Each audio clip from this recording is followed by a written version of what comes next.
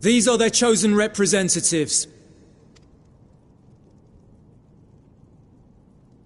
Very well. Let us hear what they have to say. Yes, sir.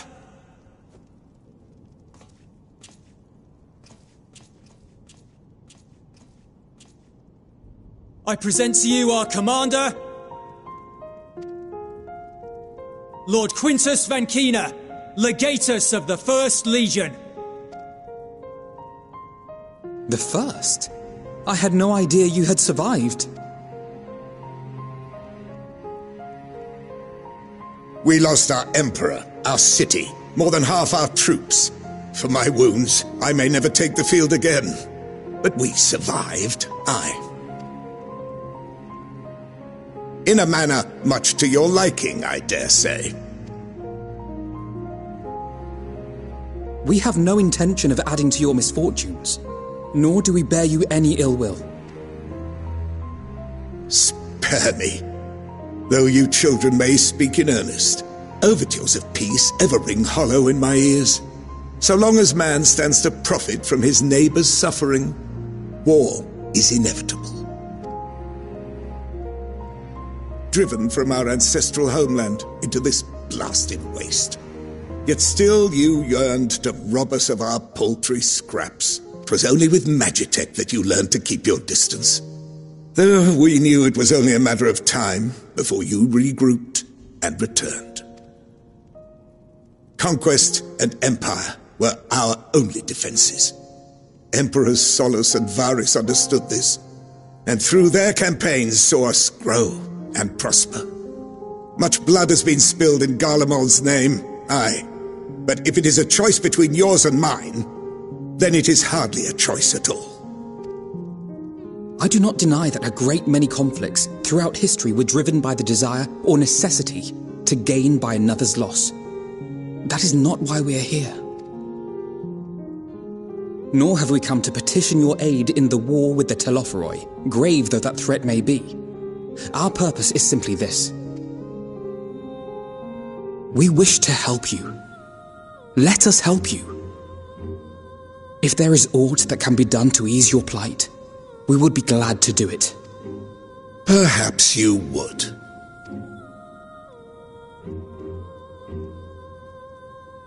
But regardless of the ideals you espouse, your leaders would not send an army into Garlemald if they did not stand to benefit.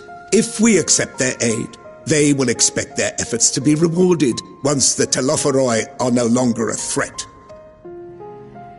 And after compensation and concessions, the great empire would be brought to heel. Her enemies rejoice at her downfall. Our third eye, a mark of shame. We won't stand idly by and let your people be humiliated. And we're not alone in that. We only want to make a difference, to make this world of ours better. Surely you can understand that. What I'm trying to say is, there are so many people who just don't care about making you suffer. And maybe that's almost insulting after all the suffering you feel the world has subjected your people to, but believe it or not, that's the truth. And now we're here, and all we're asking is for you to tell us what you want, what you hope for. So much blood has been shed, so much lost, all because of this endless war. Who wouldn't want to end it? Can we not work together to face our problems as one?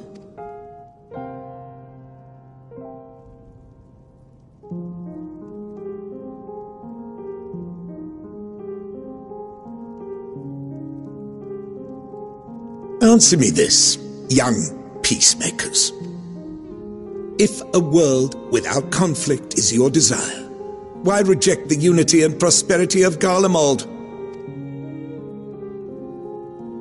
Is it because we do not share your faith? That we do not share your heritage? That our ideals and virtues differ? That we cherish and hold in the highest that which you do not? Disparity is the root of discord, and peace built on compromise is flawed and fleeting. Happiness for one and all is a dream, and the reality is that to the victor go the spoils. That is why we Garleans will never submit nor surrender. For freedom and for pride, we will remain true to ourselves until the bitter end. That is my hope.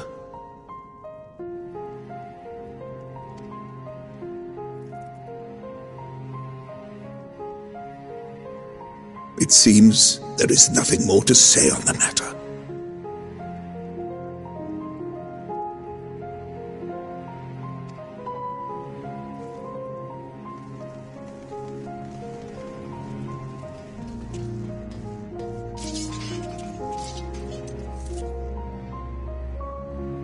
You will remain here while I decide what is to be done with you. Do not be alarmed. No harm will come to you if you cooperate.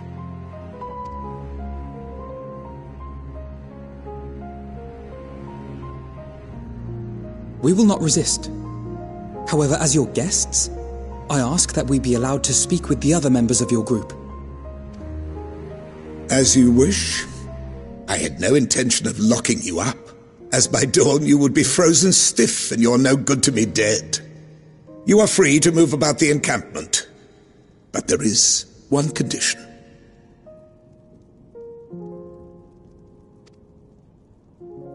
Collar them.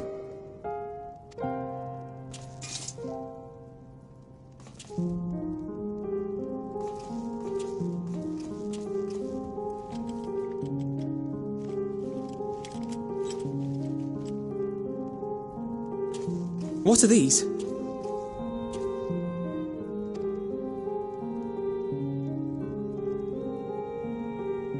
Incentive.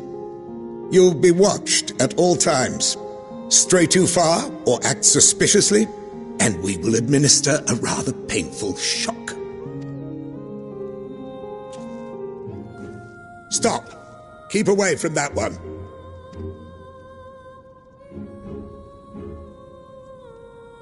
The champion of Eorzea is not so easily cowed.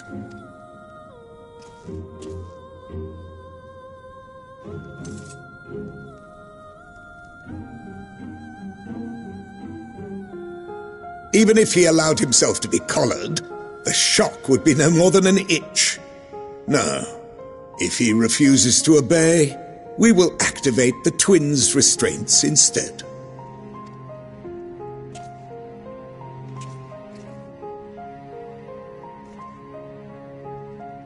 You needn't worry about us.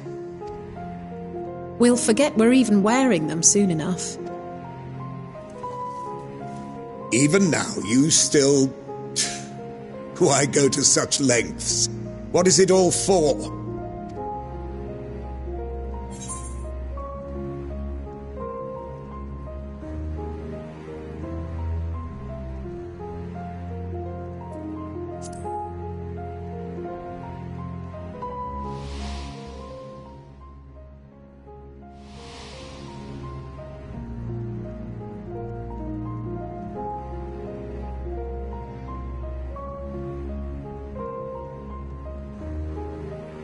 You are a curious one. A far cry from the merciless barbarian others paint you to be. You will be their warden. Take them away. Yes, sir.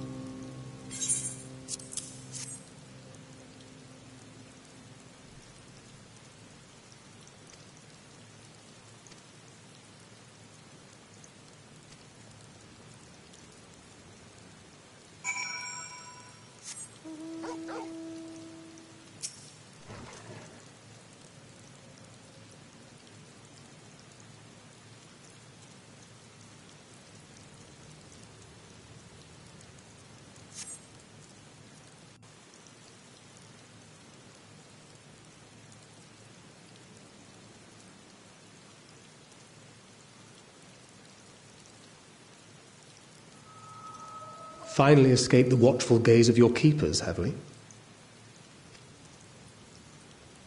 Don't react. You'll only draw attention to yourself. Just carry on as you are and listen.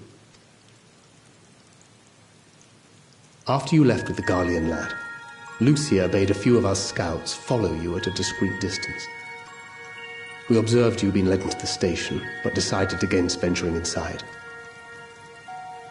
When you emerged sometime later, and we saw that the twins were sporting Magitech collars, it was clear what had taken place.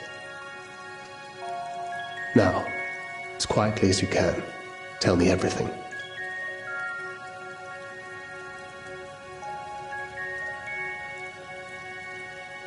The Legatus himself, eh? Now there's a surprise.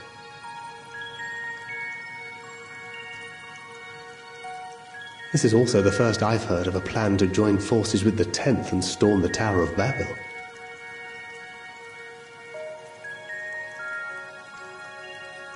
An interesting development, and perhaps the opportunity we've been waiting for.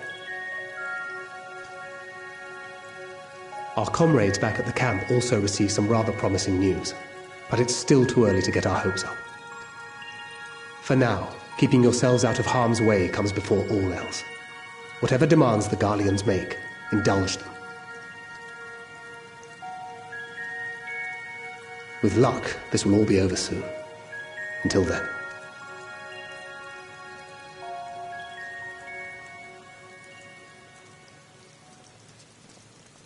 They had not gone far.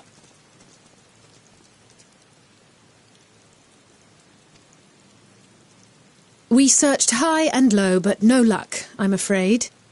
I might have guessed you'd be the only one to find anything. I wasn't expecting much to begin with. Eventually, there will be nothing left out here for us to safely salvage. For now, this will have to suffice. We should return to the station.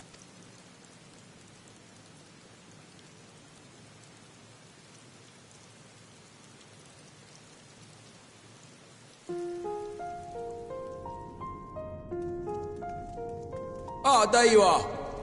Heard you'd gone hunting for ceruleum above ground. Brought back a king's ransom? Hardly. But thanks to these three, we have enough to last a little while longer. Well, well. It's not at all as I was expecting, these ones. For savages, they seem positively docile.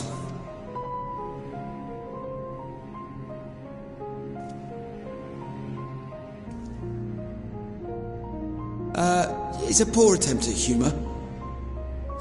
In all honesty, I'm grateful for your efforts.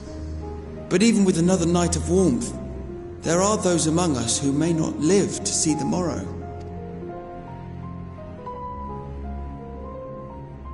I trust your expedition was fruitful. Lord Quintus!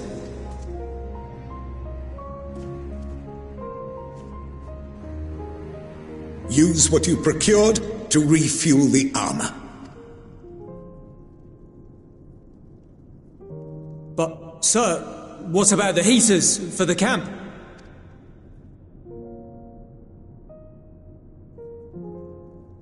The time for action is upon us.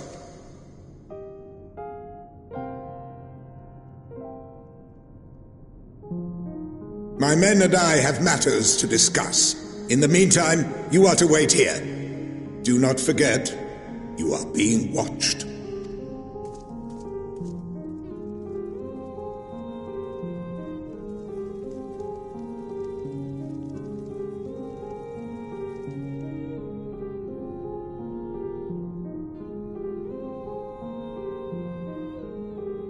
The time for action.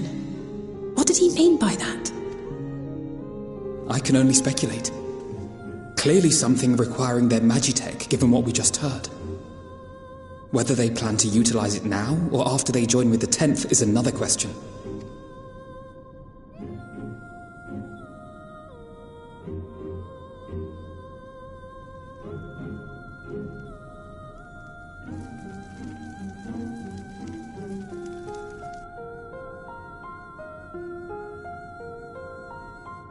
Will they ever escape this cold? Return to and reclaim the idyllic spaces of which Eula spoke?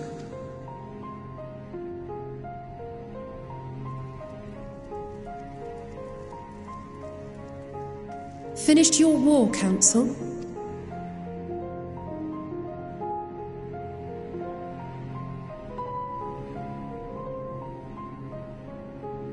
Alphino and Alizé are to stay here, as our prisoners. They will be released once your comrades have relinquished their supplies and withdrawn from Garlean soil. Until our terms are met, they will be detained at a separate location.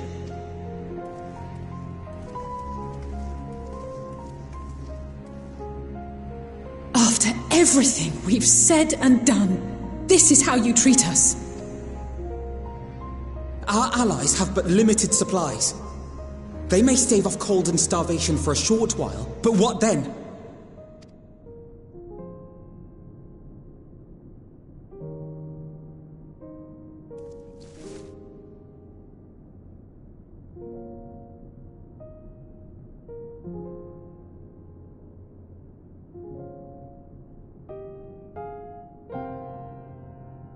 For now, keeping yourselves out of harm's way comes before all else.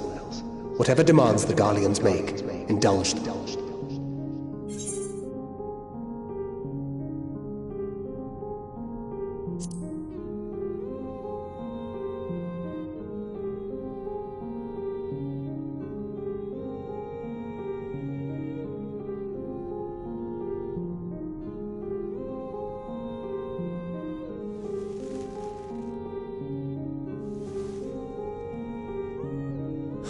Get them out of here.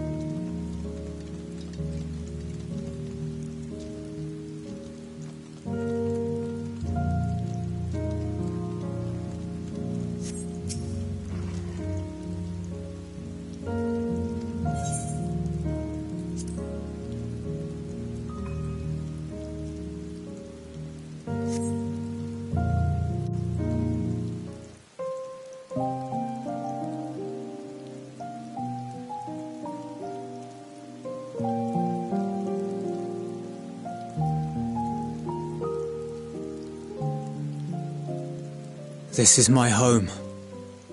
Our home. At least it was, until that night. I was with Lord Quintus when the capital fell, and thus spared.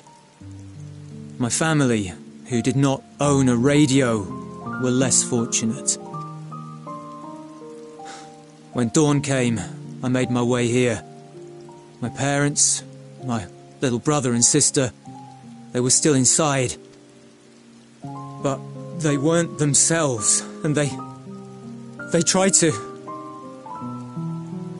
And I had to.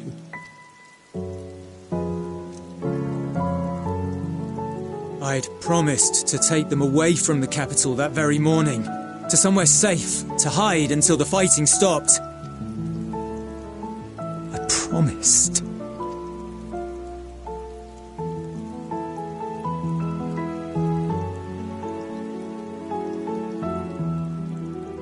The Garlean flag bears a chain, the bonds between our countrymen. A red link at its centre, the blood of the fallen. Our loved ones who lived and died for Garlemald.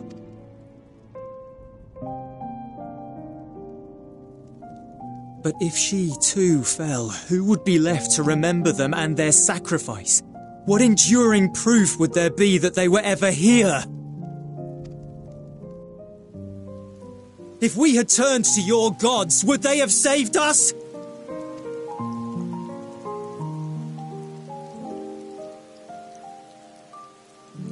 I'm sorry, forget I spoke. We should go.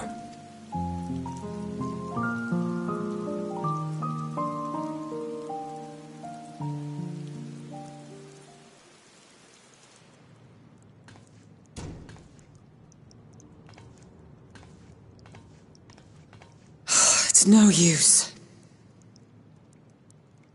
Believe me, I do not enjoy being here any more than you.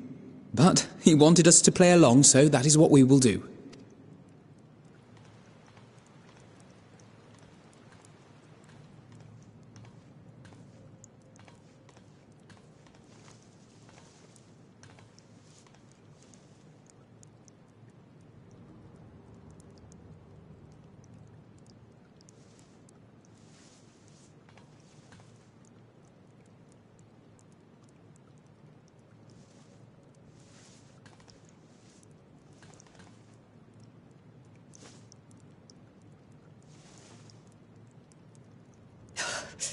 It's so cold. Painfully so. Unbearably. I've been thinking about what Quintus said. About why no one would accept Garlean rule. Irreconcilable differences. When coexistence isn't an option, only conquest remains. Varys at Gimlet said much the same. Only by uniting the world beneath a single standard would we rid ourselves of the Ascians. United as one people, one race cleansed of imperfections, a cold and unforgiving vision. And when we fail to live up to their standards, what place is there for us in their world? But the truly sad, truly frustrating thing is how damnably similar it all is to the lofty ideals of Father and the Forum. Non-intervention. Always non-intervention. Protect our knowledge and our people, and to hells with the rest of you. And yet, I can see how it happened. Varys and Father looked to their elders for guidance and took their virtues as their own. But for this world was of their making. In who else could they place their trust? All of us lost in a sea of chaos, searching desperately for purpose and meaning. But it shouldn't just be an extension of another's. It has to be ours. It has to be. We all have a stake in this world. No one should be silenced. I won't deny that we lack the experience of people such as Father or Quintus. Perhaps they've come to see the world as a series of problems, and the most efficient way of solving them, to reduce everything to fundamental forms. A stone is a stone, a cloud, a flower, no more than that. Simple descriptions that strip the subject of distinguishing characteristics. A man is a man, divided according to race, creed, or allegiance, and to some, defined by such associations. Is that what you think? In my misbegotten youth. But what I believed wisdom was no more than aggressive ignorance. I've since learned to look beyond the banners and the politics, to see people as individuals with their own hopes and dreams. As for my dream of building a better world, well, every day I'm reminded that it is far more complex than I had ever imagined. But it only spurs me onward, to find the wisdom and the strength to see it through to the very end.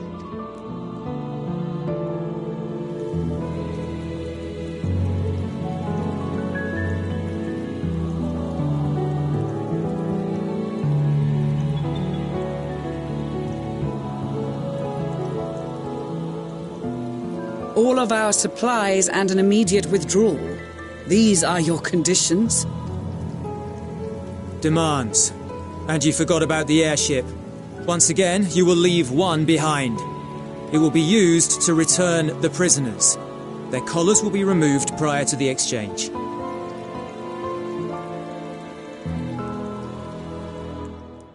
So in the end, not even Father's expertly worded rhetoric could deter you from your chosen course. Huh?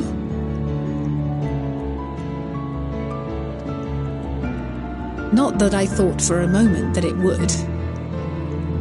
I've no love for violence, of course, but ours is a cause worth fighting for. I just wish he'd realise it too. Sometimes the only way to protect the ones you love is to take a stand, to refuse to suffer in silence. I want you to know I share your conviction. Whether it be on the battlefield or in the debating chamber, I won't back down. I guess what I'm saying is...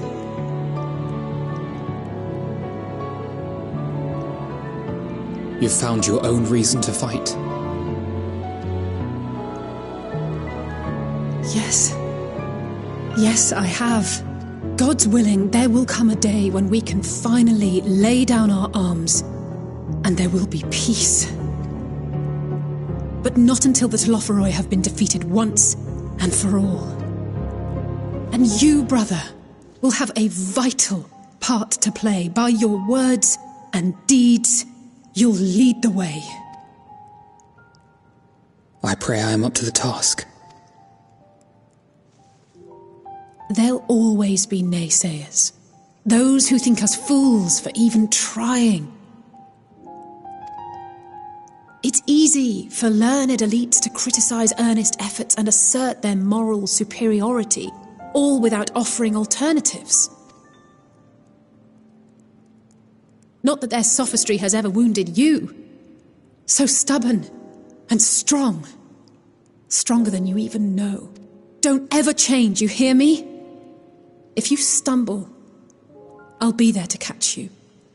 Or give you a thick ear. Maybe both, for good measure.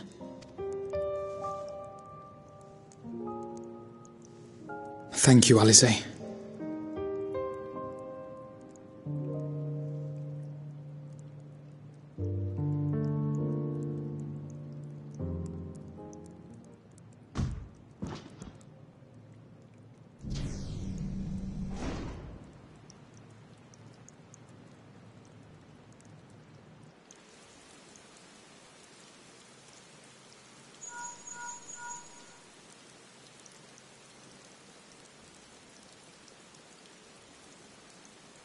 The scouts have secured Alice and Alphino. Their collars were removed without complication as well. They report no casualties, not for their party nor the guards, who will wake from their premature slumber in due course.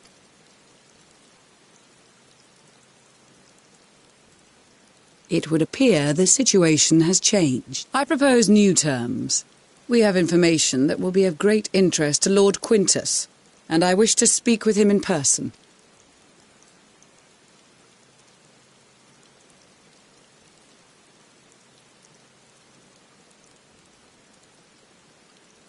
No. In the event you rejected our first proposal, we came prepared with a second.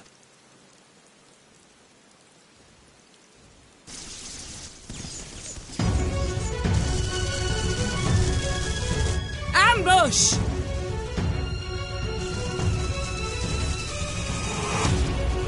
More are coming! Make ready! We, the loyal soldiers of the First Legion, proud servants of Garlemald, of the fallen Emperor Varys, shall safeguard these lands from the barbarian hordes until our countrymen return!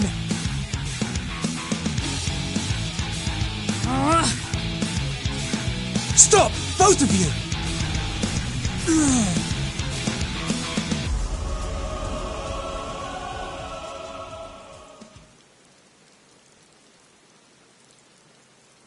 This child may be the worst emissary I have ever seen.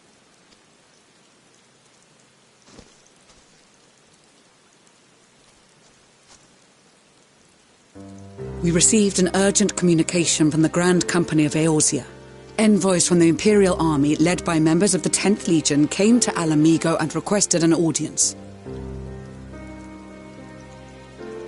They explained that their efforts to coordinate the reclamation of the capital with the aid of the 4th, 5th, 8th and 12th had ended in failure. Communication between most legions has broken down entirely. Most of the 10th's conscripts have deserted, leaving their forces severely depleted. That is why, unable to continue the fight on their own, they and their allies turned to the Grand Company of Eorzea for aid. Lies! Every word! It is the truth, and I have not finished. The 10th has requested that we deliver a message to Lord Quintus. Have the ill stand down. You have been listening, my lord?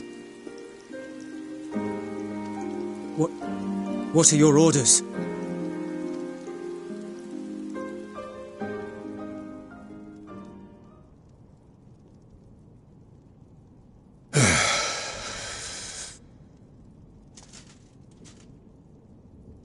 Inform her that we will honor the 10th's decision.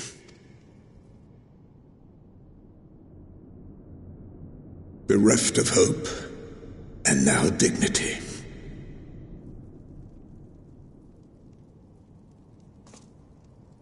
I release you from your duty. All of you.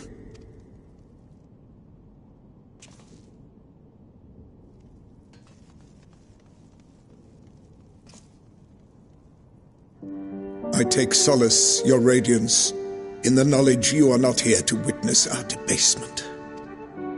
'Twas a grand, glorious dream we shared.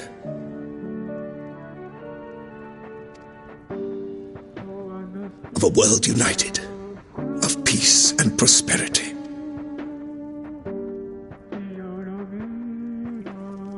We are ghosts, you and I, memories of days gone by.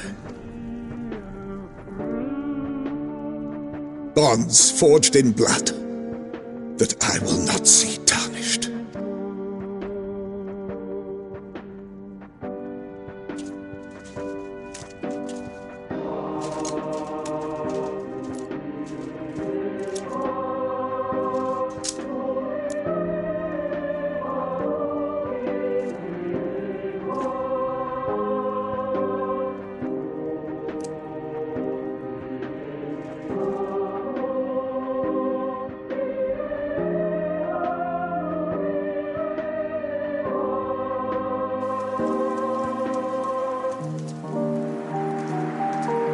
Quickly!